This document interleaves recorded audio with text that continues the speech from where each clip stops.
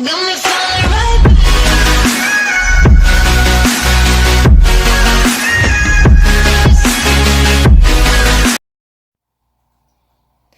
I was going through my videos and realized that I never really made a video just on how I maintain this tank. I know I've talked about it in probably many videos, but I thought I'd make it, just a video just on that because I don't think we've ever done it. So, and this tank's over a year old now. This tank got set up. Oh, I don't know when. I know water got put in it in about February this time last year. So it's obviously over a year now, over 12 months. And we started slowly putting plants, months after. So I don't know how long plants have actually been in this tank. Maybe I know for the plants have probably been in this tank for over a year or two now. But I know the tank's been set up for probably 16 months now. But I'm gonna just kind of go through because I know a lot of people have questions and they see this and they see how good it looks and how clean it is, and a lot of people just ask how I do it. And really, we're just going to talk about that today. It's really not that hard. It's nothing different than probably what you guys do, but I'll just kind of go through what I kind of do on a weekly basis, or, all the extra stuff that I do, if there's really any. But I guess the first thing, we can kind of just quickly go through the tank, but we got a carpet of Monte Carlo. Nothing's been trimmed in probably like 3 weeks, so everything looks a little raggedy, but we got Nana Pete in this rock right here. We got a big thing of S. repens that's been outgrowing. It's usually about half this. It's been really growing. You can see it's covering this rock pretty good.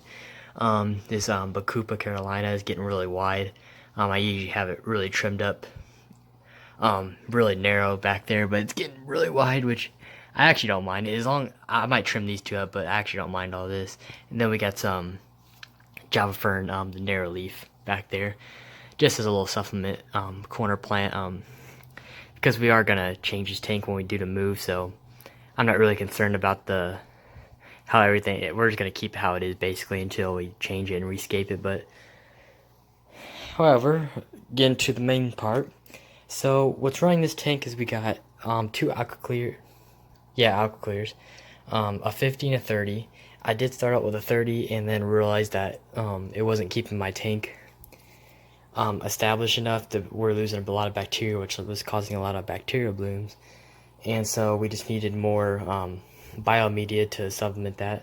So that's basically why I got the 50. This whole thing's filled up with biomedia, and then this is just filled up with all sponges. So all sponges and all biomedia. So this is basically the all bio, and this is the all mechanical filtration only.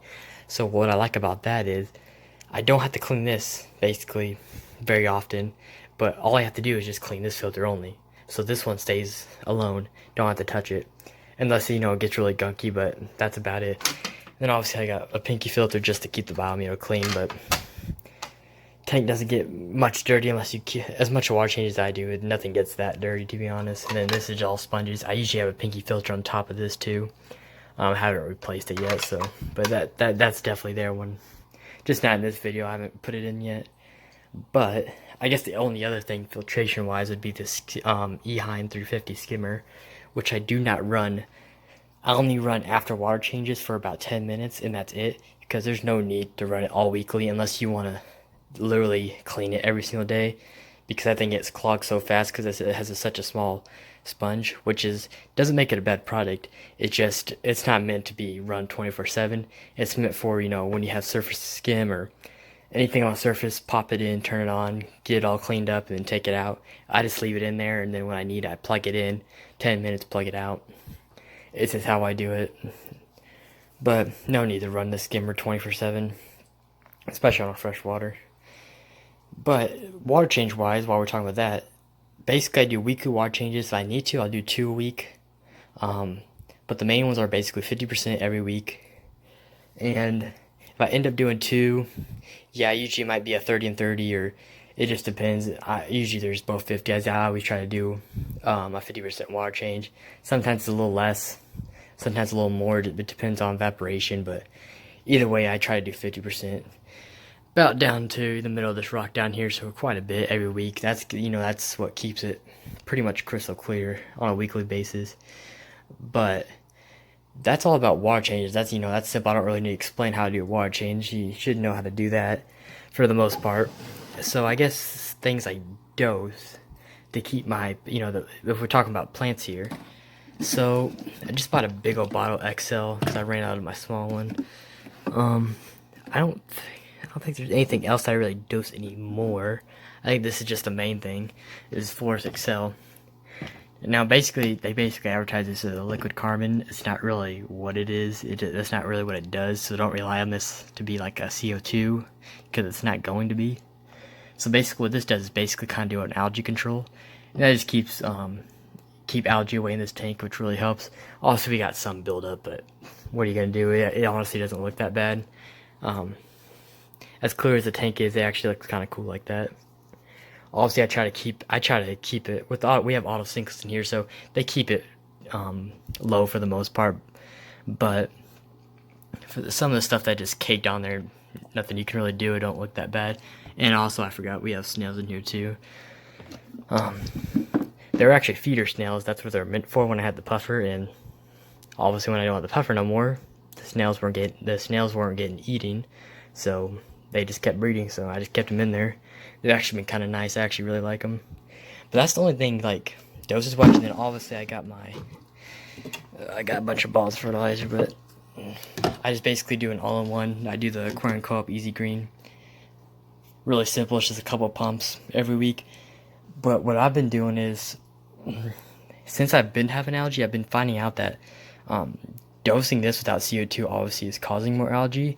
That was happening in the very beginning of the stages, and so I kind of stopped that. So what I've been doing is basically dosing every 2 weeks. So I'll get a couple squirts every 2 weeks, and that's all this really needs. Plus the plants that I have in here, it's nothing hard to keep. So like, as long as you're getting some type of food, they're doing perfectly fine. Obviously, when I do set up CO2 in this tank, probably eventually one day, I'll dose this weekly. But for my tank, if you don't have CO2, I just recommend every couple weeks. Whatever fertilizer you have, if you don't have an all-in-one, you probably have multiple fertilizers. Whatever you dose, just dose all those every 2 weeks. Or if you have like an iron that you dose, maybe you can dose that every week and then dose the rest every 2 weeks. Whatever you think is best. Everybody's tank is different, so I can't really say for everybody, but I just do an all-in-one because for now it's the best way to go. It's easy. But definitely, I'm gonna switch up to 88 fertilizers, and so I can dose more of if I need more iron, if I need potassium, so I could keep exact level of everything eventually. But I don't want to keep this video too long, but I think that's as quick as I can, a run through of what I do really on a weekly. And I don't really do anything else much than that, other than wipe the glass clean every week, usually 2 or 3 times a week. I just take some glass cleaner, just lightly spray it on the rag, and then wipe the rag across. You can use glass cleaner as long as you're just not spraying it in the tank and being careful. It's perfectly fine. You don't have to. I know a lot of people say don't use that. My best way is just to spray it on the rag and wipe the glass. That way you don't have to spray anything near the tank, and everything will be safe. But other than that, I guess one last thing, the filters. I don't think I said how often I clean them, but the sponges I usually clean every 2 weeks, and the biomedia I try to go every month, but sometimes every 3.5 weeks, 4 weeks. It just all depends. It depends how dirty it gets, but usually every month, and then every 2 weeks for that. And that also just keeps all the ammonia away, which keeps the tank obviously crystal clear. But other than that, if you guys like the tank, comment, like, subscribe, and I'll see you guys next.